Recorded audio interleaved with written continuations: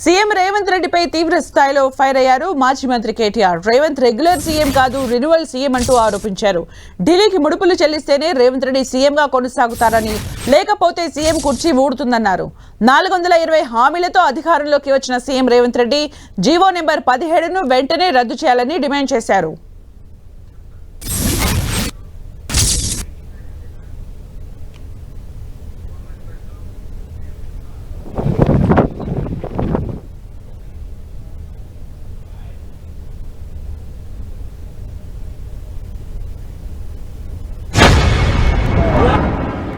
మొత్తం 420 హామీలు ఇచ్చి, ఒకటి రెండు కాదు 420 హామీలు ఇచ్చి, 420 హామీలు ఇచ్చి, అందులో 6 గ్యారెంటీలు అని మళ్ళీ స్పెషల్ గా చెప్పి 100 రోజుల్లో పూర్తి చేస్తామని డైలాగులు కొట్టి గద్దెనెక్కింది కాంగ్రెస్ పార్టీ.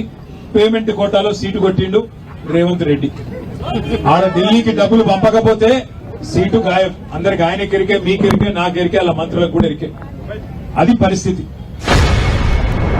మొత్తం ఇప్పటిదాకా చేసిన 4 లక్షల కోట్ల అప్పు రేవంత్ రెడ్డి వచ్చినాక 4 లక్షల కోట్ల అప్పులో నేను అడుగుతా ఉన్నా, మొత్తం 4 లక్షల కోట్ల అప్పు చేసినావు కదా, 4 రూపాయలనే ఎస్సీ ఎస్టీ బీసీ కాంట్రాక్టర్లకు ఇచ్చినవా? దమ్ముందా చెప్పేది? శ్వేతపత్రం ఇచ్చే దమ్ముందా? తెల్లారు లేస్తే నోటికొచ్చిన సొల్లువాగుడు, నోటికొచ్చిన పనికిమాలిన మాటలు. ఎన్నికలకు ముందేమో డిక్లరేషన్ల వరద, ఇప్పుడు నోరు తెరిస్తే బురద. అది తప్ప ఏమీ లేదు. బూతులు, బురద తప్ప ఒక్కటంటే ఒక్క పని చేసిందా ఒక్కసారి ఆలోచన చేయండి. ఎవరికి ఇస్తున్నాం ఇవాళ కాంట్రాక్టులు? ఇవాళ కాంట్రాక్టులు ఇస్తున్నది కేవలం ఇద్దరికే. ఈ రాష్ట్రంలో కాంట్రాక్టులు వస్తున్నాయంటే రేవంత్ రెడ్డి బామ్మర్దికి, పొంగులేటి శ్రీనివాసరెడ్డి కొడుకుకు తప్ప ఇంకొక వేరే మనిషికి వచ్చిందా?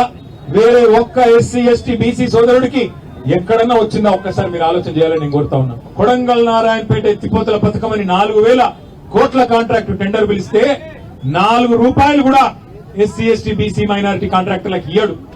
డిక్లరేషన్ లో చెప్పింది ఒకటి, ఇచ్చింది మాత్రం ఎస్సీ ఎస్టీ బీసీ మైనారిటీలకు ప్రతినిధి అయిన పొంగులేటి శ్రీనివాసరెడ్డి గారి కుమారుడికి మాత్రమే కాంట్రాక్టులు వస్తాయి, మనకు మాత్రం రావు.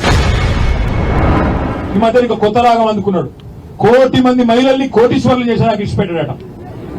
మీ మెడల పుస్తల తాడెత్తుకపోతే వాడే మంచోడు. 1 కోటి మంది మహిళలు కోటీశ్వర్లు చేసుడు ఆ తర్వాత ముచ్చట. నేను అడిగిన అసెంబ్లీలో నిజంగా నాకు అనుమానం వచ్చింది, వీడేమన్నా దోసుకున్న సంపద అంతా పంచిపెడతారైంది రాబిన్ హుడ్ లెక్క అని. నేను అడిగిన, అయ్యా ఒకటి చెప్పు, ఆ 1 కోటి మంది కోటీశ్వర్లు అంటే కోటికి ఎన్ని సూటాలు ఉంటాయి చెప్పురా భయ అన్న. ఒక్క మంత్రికి తెలియదు, ముఖ్యమంత్రికి అంతకంటే తెలియదు. కోట్లు మింగుడు తెలుసు, కోట్ల ఎన్ని సున్నాలు ఉంటాయి ఆయనకే మెరక. అసలు మన ముఖ్యమంత్రి ఎంత ఇజ్జత్ తక్కువ మాటలు మాట్లాడతాడంటే, రేవంత్ రెడ్డి కాదు, రేవంత్ రెడ్డి నెల నెల పైసలు పంపి ఆయన కుర్చీ కాపాడుకుంటున్నాడు. కానీ పైన ఢిల్లీ వాళ్ళు అసలు వాళ్ళు అసల్లంగలు. ఈయనను మోస్తున్నది వాళ్ళు, ఈయనను మన మీద రుద్దింది వాళ్ళు.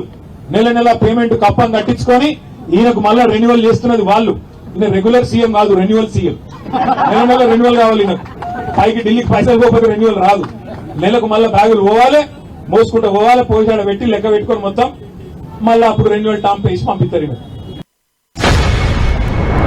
అవసరమైతే జంతర్ మంతర్ కోదాం, ఢిల్లీ కోదాం, విడిచిపెట్టద్దు.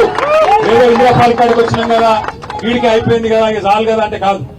ఖచ్చితంగా జీవో నెంబర్ 17 రద్దయ్యేదాకా, రేవంత్ రెడ్డికి బుద్ధి వచ్చేదాకా, వాళ్ళు చెప్పినట్టు ఎస్సీ ఎస్టీ డిక్లరేషన్ లో ఖచ్చితంగా 30% ఎస్సీ ఎస్టీలకు, బీసీ డిక్లరేషన్ లో చెప్పినట్టు 42% బీసీలకు కాంట్రాక్టులు వచ్చేదాకా ఇడిచిపెట్టద్దు. రాహుల్ గాంధీని, మల్లికార్జున్ ఖార్గేని వదిలిపెట్టకుండా పోరాటం చేస్తేనే, చివరిదాకా లక్ష్యం సాధించేదాకా పోరాటం చేస్తేనే అది ధీరోదాత్తుని లక్షణం.